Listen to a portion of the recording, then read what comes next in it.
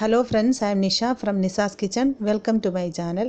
ഇന്ന് ഞാനിവിടെ ഉണ്ടാക്കാൻ പോകുന്നത് കോട്ടയം സ്റ്റൈൽ മീൻ വറ്റിച്ചതാണ്.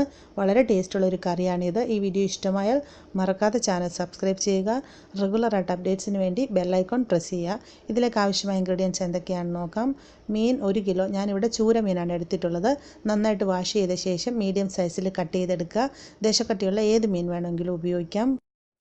ചെറിയ ഉള്ളി അരിഞ്ഞെടുത്തത് 8-10 എണ്ണം, മീഡിയം സൈസിലുള്ള ഒരു കഷ്ണം ഇഞ്ചി നന്നായിട്ട് ചതച്ചെടുത്തത്, വെളുത്തുള്ളി 8 അല്ലി നന്നായിട്ട് ചതച്ചെടുത്തത്, കറിവേപ്പില 2-3 തണ്ട്, പച്ചമുളക് 3 എണ്ണം, ചെറിയ പച്ചമുളകാണ് എടുത്തിട്ടുള്ളത്, hot chilli powder 1 table spoon, Kashmiri chilli powder 3 table spoon, മഞ്ഞൾപ്പൊടി 1/2 ടീസ്പൂൺ, വറുത്ത് പൊടിച്ച ഉലുവ 1/4 ടീസ്പൂൺ, 1/4 ടീസ്പൂൺ, കുടംപുളി 2-3 എണ്ണം. പുളി അനുസരിച്ച് കുടംപുളിയുടെ എണ്ണത്തിൽ വ്യത്യാസം വരുത്താം.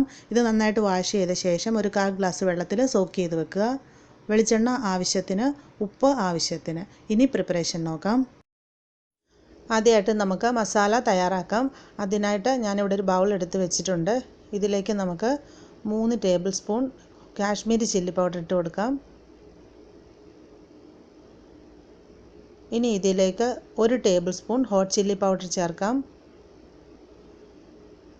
ഇനി ഇതിലേക്ക് 1/2 ടീസ്പൂൺ മഞ്ഞൾപ്പൊടി ചേർക്കാം. 1/4 ടീസ്പൂൺ വറുത്ത് പൊടിച്ച ഉലുവ കൂടെ ചേർക്കാം. ഇനി ഇതിലോട്ട് കുറച്ച് ചെറിയ ചൂടുവെള്ളം ഒഴിച്ചു കൊടുക്കാം. തിളച്ച വെള്ളമല്ല, ചെറിയ ചൂടുവെള്ളം മതി. ഇതുപോലെ 2-3 പ്രാവശ്യം കുറേശ്ശെ വെള്ളം ഒഴിച്ചിട്ട് നന്നായിട്ട് മിക്സാക്കി എടുക്കാം. നമ്മൾ പൊടികൾ ഡയറക്റ്റ് ചൂടെണ്ണയിലോട്ട് ഇടുമ്പോൾ കരിഞ്ഞു പോകാനിടയുണ്ട്. അതുകൊണ്ട് ഇതുപോലെ ചെറിയ ചൂടുവെള്ളത്തിൽ മിക്സാക്കിയ ശേഷം ചേർത്താൽ പൊടികൾ കരിഞ്ഞു പോകത്തില്ല. ഇതുപോലെ നല്ല തിക്ക് പേസ്റ്റായിട്ട് മസാല കുഴച്ചെടുക്കണം. ഇപ്പം നമ്മുടെ മസാല പേസ്റ്റ് റെഡി ആയി കഴിഞ്ഞ് നമുക്കിതിനെ മാറ്റി വെച്ചിരിക്കാം. ഞാനൊരു മൺചട്ടി അടുപ്പിൽ വെച്ചിട്ടുണ്ട്. ഇതിലേക്ക് നമുക്ക് ആവശ്യത്തിന് വെളിച്ചെണ്ണ ഒഴിച്ചു കൊടുക്കാം. വെളിച്ചെണ്ണ നമ്മുടെ ടേസ്റ്റിനനുസരിച്ച് 3-4 ടേബിൾ സ്പൂൺ ഒഴിക്കാവുന്നതാണ്. ഇപ്പോൾ വെളിച്ചെണ്ണ നന്നായി ചൂടായിട്ടുണ്ട്. ഇതിലോട്ട് അല്പം ഒരു 1/4 ടീസ്പൂൺ ഉലുവ ഇട്ട് കൊടുക്കാം. ഉലുവയൊന്ന് നന്നായിട്ട് മൂത്ത് ഒരു ഗോൾഡൻ ബ്രൗൺ കളറായിട്ട് വരണം. ഇനി ഇതിലോട്ട് കുറച്ച് കറിവേപ്പില ചേർക്കാം. ഇനി ഇതിലോട്ട് ക്രഷ്ഡ് ഇൻഗ്രീഡിയൻസ് ചേർക്കാം. ചതച്ച് വെച്ചിരിക്കുന്ന വെളുത്തുള്ളി ചേർക്കാം. ചതച്ച് വെച്ചിരിക്കുന്ന ഇഞ്ചി ചേർക്കാം. പച്ചമുളക് ചേർക്കാം. ഇനി നമുക്കിതിനെ നന്നായിട്ടൊന്ന് വഴറ്റിയെടുക്കാം. ഒരു 2-3 മിനിറ്റ് ഒന്ന് വഴറ്റി ഇതെല്ലാം ഒന്ന് ട്രാൻസ്പെറൻ്റ് ആയിട്ട് വരണം.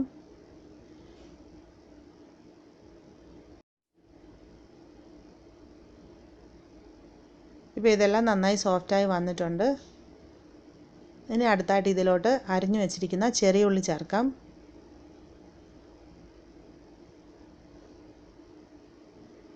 ഇനി ഇതിനെ വീണ്ടും നന്നായിട്ട് വഴറ്റാം. ഈ ഉള്ളിയെല്ലാം നന്നായിട്ട് മൊരിഞ്ഞ് ഒരു ഗോൾഡൻ ബ്രൗൺ കളറായിട്ട് വരുന്നത് വരെ വഴറ്റാം.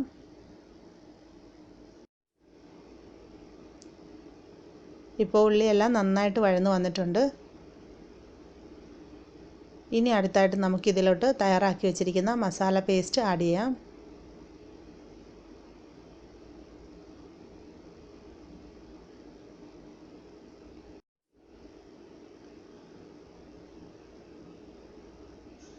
നന്നായിട്ട് മിക്സ് ചെയ്യാം. നമുക്കിനി ഒരു ലോ ഹീറ്റിലിട്ടിട്ട് ഒരു 3-4 മിനിറ്റ് ഇതിനെ നന്നായിട്ട് വഴറ്റണം. ഈ പൊടികളൊക്കെ എണ്ണയിൽ കിടന്ന് നന്നായിട്ടൊന്ന് മൂത്ത് വരണം.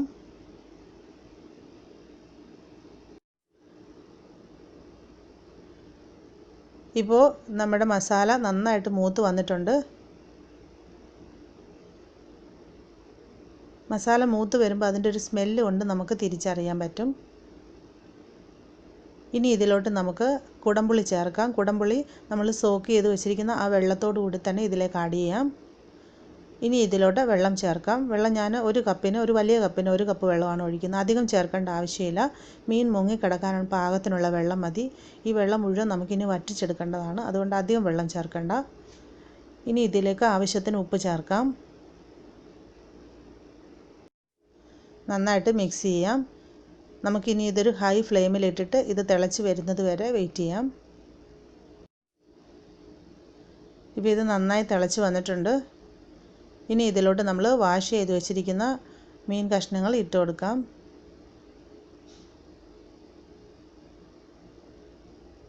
ഇതിലോട്ട് ഇതുപോലെ നന്നായിട്ട് ഡിപ്പ് ചെയ്ത് ഇട്ട് കൊടുക്കുക.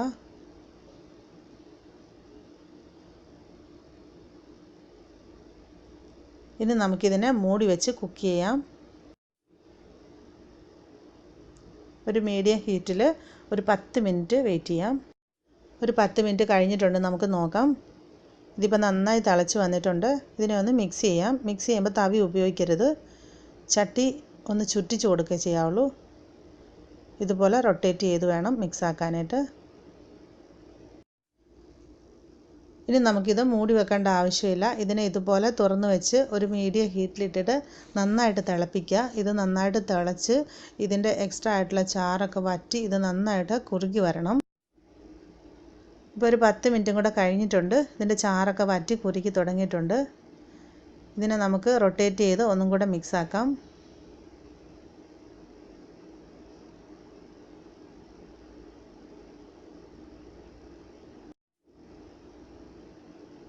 ഈ സമയത്ത് ഇതിൻ്റെ ഉപ്പൊന്ന് നോക്കാം.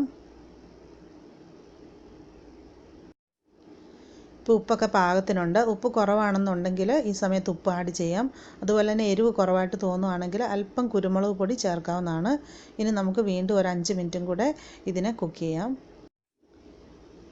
ഇപ്പോൾ കറി നന്നായിട്ട് തിക്കായിട്ടുണ്ട്. ഇതിലേക്ക് അല്പം കറിവേപ്പിലൂടെ ചേർക്കാം. ഇനി ഇതിനെ വീണ്ടും റൊട്ടേറ്റ് ചെയ്ത് മിക്സ് ആക്കാം. നന്നായിട്ട് മിക്സ് ചെയ്യുക. ഇനി നമുക്ക് ഫ്ലെയിം ഓഫ് ചെയ്യാം. അതിനുശേഷം ഇതിനെ അടച്ച് ഒരു മണിക്കൂർ സ്റ്റവിൽ തന്നെ വെച്ചിരിക്കണം. ഈ കറിവേപ്പിലയുടെ നല്ലൊരു സ്മെല്ലൊക്കെ കറിക്ക് കിട്ടാൻ വേണ്ടിയിട്ട്, അതുപോലെ തന്നെ ഗ്രേവി കുറച്ചും കൂടെ തിക്കായിട്ട് ഈ കഷ്ണങ്ങളിലൊക്കെ മസാല നന്നായിട്ട് മിക്സ് ആവാൻ വേണ്ടിയിട്ടുമാണ്. അതുപോലെ തന്നെ ഒരു 6 മണിക്കൂറെങ്കിലും ഇതിനെ ഒന്ന് മൂടി വെച്ചിരുന്നാൽ ഈ ഉപ്പും എരിവും പുളിയൊക്കെ മീനിലോട്ട് നന്നായിട്ട് പിടിച്ച് വരും. അതിനുശേഷം നമുക്ക് സെർവ് ചെയ്യാം. നമ്മുടെ കോട്ടയം സ്റ്റൈൽ മീൻ വറ്റിച്ചത് അവിടെ സെർവ് ചെയ്യാനായിട്ട് റെഡി ആയിട്ടുണ്ട്. ഇത് നമ്മൾ ചട്ടിയിൽ തന്നെ ചൂടാക്കി വെച്ചിരുന്നാൽ ഫ്രിഡ്ജിലൊന്നും വെക്കാതെ തന്നെ ഒരു 3-4 ദിവസം കേടുകൂടാതെ ഉപയോഗിക്കാം. വൈറ്റ് റൈസിനൊപ്പവും കപ്പയ്ക്കൊപ്പവും പറ്റിയ വളരെ നല്ലൊരു കറിയാണിത്. എല്ലാവരും മറക്കാതെ ഈ റെസിപ്പി ഒന്ന് ട്രൈ ചെയ്ത് നോക്കുക. തീർച്ചയായിട്ടും ഇഷ്ടപ്പെടും. ഇഷ്ടമായാൽ മറക്കാതെ വീഡിയോയുടെ ലിങ്ക് നിങ്ങളുടെ ഫ്രണ്ട്സിനൊക്കെ ഷെയർ ചെയ്ത് കൊടുക്കുക. എല്ലാ അഭിപ്രായങ്ങളും നിർദ്ദേശങ്ങളും താഴെ കമൻറ്റ് ബോക്സിൽ എഴുതി അറിയിക്കാൻ മറക്കരുത്. താങ്ക്